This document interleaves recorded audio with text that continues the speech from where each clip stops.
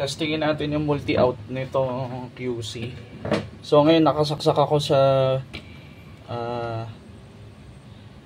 input 2, pero lipat natin sa input 1. So sa input 1, kailangan i-select mo yung out niya as multi-out. Pagka output 1 and 2 wala eh. So sa multi-out natin kukunin.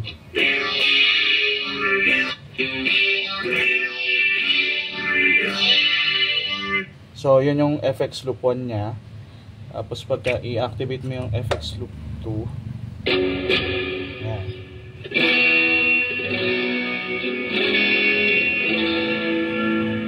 So naka-ano siya, reverb.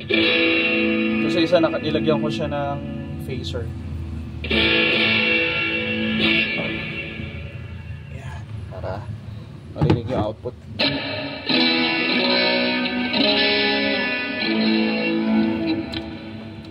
Yung input 1,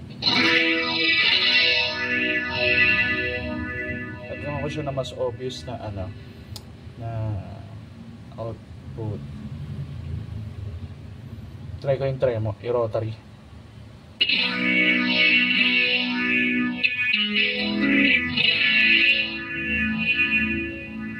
Medyo ano, matalas lang. Vibrato, try natin.